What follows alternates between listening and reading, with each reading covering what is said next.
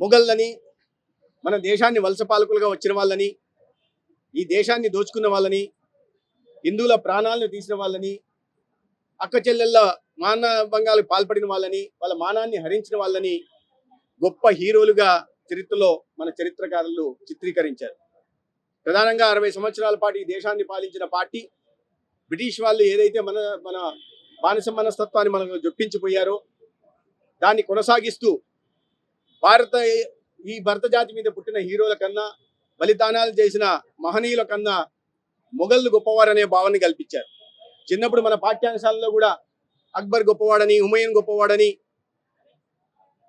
తాజ్మహల్ ప్రేయసి కోసం తాజ్మహల్ కట్టిన షాజహాన్ గొప్పవాడని, లేదా తండ్రిని సోదరులను చంపిన ఔరంగజేబుడు గొప్పవారిగా చిత్రీకరించారు. వారి పేర్లతో ఢిల్లీ వీధుల్లో ఈ రోజు కూడా రోడ్లు కనిపిస్తాయి. అక్బర్ రోడ్ అని, హుమయూన్ రోడ్ అని, ఔరంగజేబు రోడ్ అని పేర్లు పెట్టడం జరిగింది. అంటే ఏం సందేశం ఈ సమాజానికి ఇస్తున్నాం మనం? తండ్రిని సోదరులని చంపి 11 సంవత్సరాల పాటు తండ్రిని కారాగారానికి పంపి అని చావుకు కారణమైన ఒక చరిత్రహీనుడి గురించి చెప్పాలా? అటువంటి మొఘల్తో పోరాడి ఒక హిందూ సామ్రాజ్య స్థాపన కోసం ఒక కాంక్షని రగిలించిన వీరులు ఛత్రపతి శివాజీ. ఆయన వారసత్వాన్ని పునిపుచ్చుకొని ఆ స్వరాజ్య స్థాపన కోసం మొఘల్తో వీరోచితంగా పోరాడి ఒక మనలోనే ఒక కుట్ర కారణంగా ఆనాటి తన కింద పనిచేస్తున్న సామంత రాజుల కుట్ర కారణంగా మొఘళ్ళ చేతికి బందీగా చిక్కి కూడా చివరి దాకా వీరోచితంగా పోరాడిన సంభాజీ మహారాజ్ వీరోచితంగా ఎవరి పాఠ్యాంశాలు మనం చదువుకోవాల్సిన అవసరం ఉంది. ప్రజలు గుర్తించాల్సి ఉంది. మన ఘనమైన వారసత్వ సంపద ఉంది, ఉత్కృష్టమైన సంస్కృతి సంప్రదాయాలు ఉన్నాయి. దీన్ని కొనసాగించాల్సిన, భావి తరాలకు తెలియజెప్పాల్సిన అవసరం ఉంది. అటువంటి వాటి కోసం ఇటువంటి సినిమాలు చాలా రావాల్సిన అవసరం ఉంది. జాతి హీరోలు అనేకమైన నిజ జీవితాలకు సంబంధించిన సినిమాలు రావాల్సిన అవసరం ఉంది.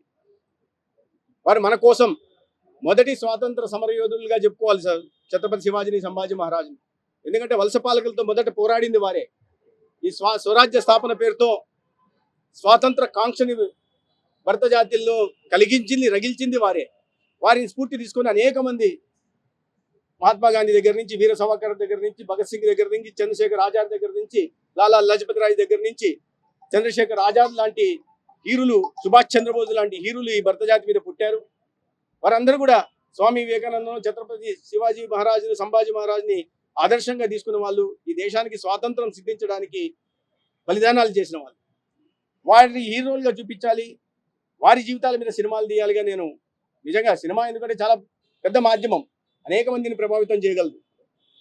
అటువంటి వాటి మీద సినిమాలు తీసినందుకు ఈ నిర్మాతను, దర్శకులను నేను అభినందిస్తూనే, ఇప్పుడు సమకాలీన పరిస్థితుల్లో కూడా ఈ సమాజం కోసం పనిచేసిన వాళ్ళు, సమాజ హితం కోసం పరితపించిన వాళ్ళు, మన సంస్కృతి సాంప్రదాయాలను పరిరక్షణ కోసం పనిచేసిన వాళ్ళ జీవితాల మీద సినిమాలు తీస్తే బాగుంటుంది. భావితరాలు మన గొప్ప వారసత్వ సంపద ఎటువంటిదో తెలిసే అవకాశం ఉంది. అయితే దురదృష్టవశాత్తు మనం చాలా వరకు సినిమాలు అది వ్యాపారం కోసమో ఇంకో దానికోసమో తెలియదు కానీ స్మగ్లర్ల మీద, మాఫియా డాన్ల మీద, దొంగల మీద, హంతకుల మీద సినిమాలు తీసి వాళ్ళని హీరోలుగా చూపించే ప్రయత్నం చేస్తుంది. తద్వారా ఏ రకమైన సందేశం భావితరాలకు ఇవ్వాలనుకుంటున్నారో, యువతరానికి ఇవ్వాలనుకుంటున్నారో నాకైతే తెలియదు. వ్యాపారం ఉండొచ్చు కానీ వ్యాపారం కోసం ఒక రకమైన స్మగ్లర్ని హీరోలుగా చూపించే ప్రయత్నం చేయడం మంచిది కాదని, నేను ఎవరి ఇష్టం వాళ్ళది, ప్రజాస్వామ్యంలో ఎవరు ఏదైనా చేయొచ్చు, కానీ దాని ప్రభావం దుష్పరిణామాలు ఉంటాయి. మద్యానికి బానిసలు అవుతున్నారు, లేదా డ్రగ్స్కి బానిసలు అవుతున్నారు. హీరోతో డ్రగ్స్ తీసుకోవడం చూపిస్తే యువత మీద ఆ ప్రభావం ఉంటుంది. గాంజా తీసుకుంటుంటారు హీరోలు, యువత మీద ఆ ప్రభావం ఉంటుంది. ఈ రకంగా ఉంటున్న నేపథ్యంలో ఒక మంచి సందేశాన్ని ఇచ్చే సినిమాలు కూడా తీయాలని సందర్భంగా నేను కోరుతున్నాను. అటువంటి అనేక మంది హీరోల జీవితాల్లో రావాల్సి ఉంది. ఇవాళ సంతోషకరమైందంటే వీర సావర్కర్ వర్ధంతి, మహనీయుడు వీర సావర్కర్ వర్ధంతి సందర్భంగా ఇవాళ ఇంకొక వీరుని గురించి, నిజ చరిత్ర గురించి తెలుసుకునే అవకాశం నాకు కలిగింది. అయితే ఈ సందర్భంగా ఒక మంచి భావనతో నేను సినిమా నుంచి బయటకు వెళ్తున్నా. అనేక మంది హీరోలు ఇటువంటి హీరోల జీవితాలు సినిమాలుగా రావాలనుకుంటున్నా. ఆ దిశగా మన చిత్రరంగం పని చేస్తుందని, ముఖ్యంగా తెలుగు చిత్రరంగం కూడా పని చేస్తుందని నేను భావిస్తున్నాను.